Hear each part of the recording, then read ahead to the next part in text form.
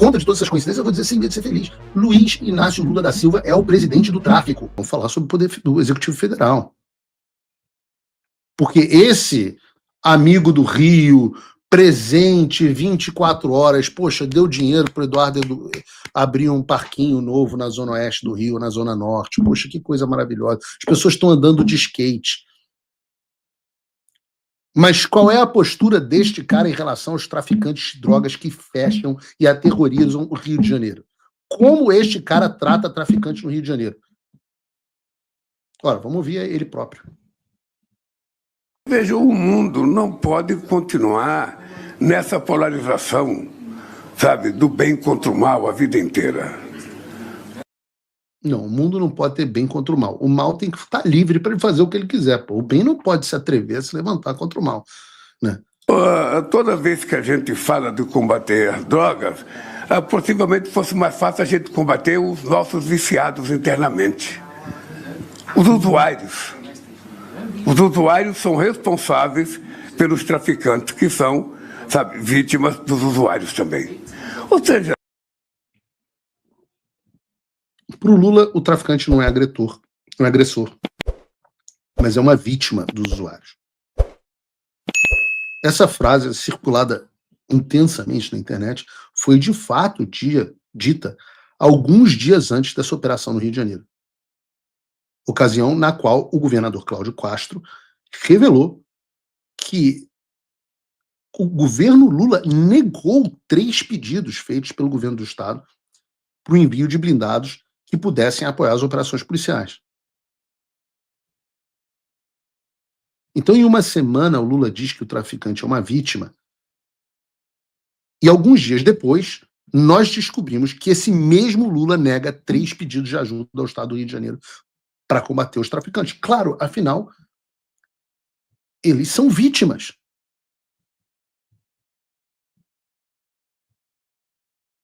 É impossível, a essa altura do campeonato, que o Lula não entenda que as organizações narcoterroristas, e eu acho que a gente vai entrar sobre isso, entrar nisso, se o João tiver... aliás, vamos entrar. As organizações narcoterroristas não apenas traficam drogas mais. Hoje elas dominam territórios e extorquem a população. Essas pequenas vítimas, hoje milícia, tráfico, é tudo mais ou menos a mesma coisa. O tráfico, a milícia faz tráfico, o tráfico age como milícia, extorquem a população em todo o Brasil. E qual teria sido a razão para o Lula não atender esses pedidos? Qual teria sido a razão para o Lula se negar a combater o narcoterrorismo? Ora, eu não tenho a resposta para isso. Talvez vocês no chat tenham. Eu vou me limitar a lembrar de alguns casos. Em junho desse ano, por exemplo, o Lula e a Janja estiveram na favela do Moinho, na região central de São Paulo. O detalhe, até aí tudo bem, mas qual é o detalhe? A visita foi viabilizada após reuniões de integrantes do governo Lula com a Associação da Comunidade do Moinho, que é uma ONG ligada, por sua vez, a quem? Ao primeiro comando da capital. A sede dessa ONG foi utilizada para guardar drogas para o PCC e a presidente da ONG é irmã do antigo líder do tráfico da favela. Irmã! Não, mas é tudo coincidência. Vocês lembram, por exemplo, exemplos aleatórios. Em março de 2023, o atual ministro do STF, lembra, falamos de STF agora há pouco, o atual ministro do STF, que na época era ministro da Justiça e Segurança Pública, sobe o Morro da Maré, no Rio de Janeiro, o morro não, o Complexo da Maré ali, né, a região da Maré, para participar de um evento de uma outra ONG, sem nenhum problema e sem precisar de escolta policial. Ora, a Maré é dominada pelo Comando Vermelho e pelo Terceiro Comando, que são as duas principais facções do Rio de Janeiro, e aí receberam um ministro nessa tranquilidade. Falamos sobre isso, mas não podia nem questionar isso na televisão. O coronel da Polícia Militar do Rio de Janeiro, Fábio Cajueiro, ex-comandante de operações de Complexo da Maré, ao ser entrevistado pela Gazeta do Povo, falou o seguinte a respeito desse episódio: não tem nenhum cidadão do mundo que entre na Maré com 2 carros grandes, com isso filme, sem a anuência e a concordância do narcotráfico.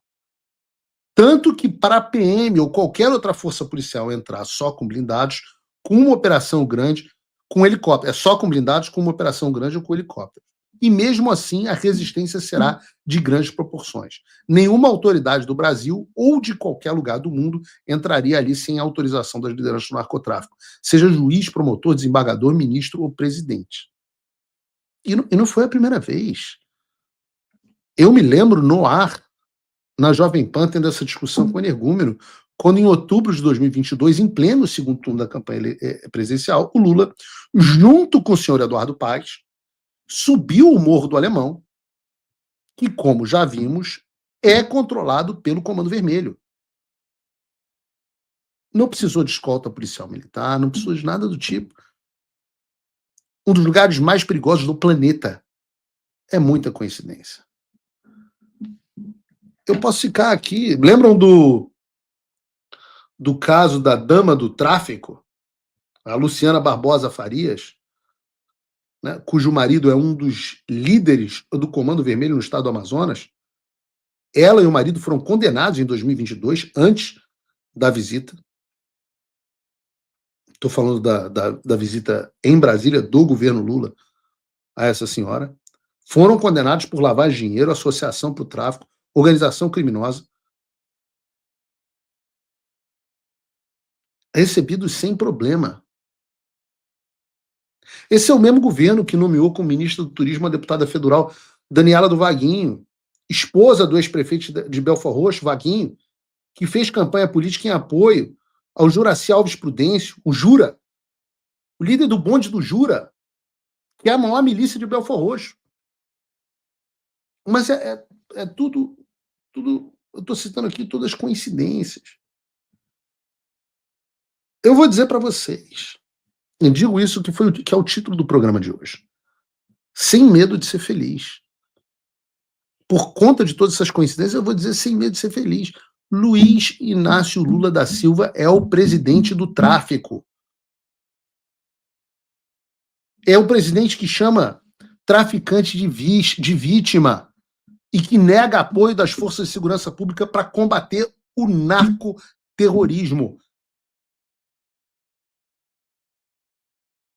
E não sou só eu que digo que o Lula é o presidente do tráfico, não. Eu tenho memória. Lembra dessa reportagem de 2022 sobre o que disse o Marcola, o mais famoso líder do primeiro comando da capital?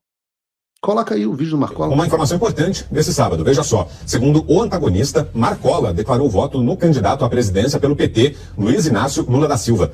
A Polícia Federal captou uma conversa entre Marcola e seu comparsa Cláudio Barbará da Silva. Na troca de mensagens, o líder do PCC afirma que, abre aspas, é melhor o Lula no poder, mesmo ele sendo um pilantra e um zero à esquerda, que o Bolsonaro, fecha aspas. Ao tratar das eleições com a advogada Vanessa Jennifer, Barbará diz que leu um livro sobre o período em que Lula esteve preso e que espera que, se eleito, ele faça um bom trabalho, abre aspas. Ele é bom, acredito que ele fica 4 anos. Pela idade dele, para limpar, fazer um trabalho excepcional, fecha aspas. Em uma outra conversa, Marcola e Esdras Augusto ainda destacaram que, se comparar Lula e Bolsonaro, na situação deles, o petista é melhor.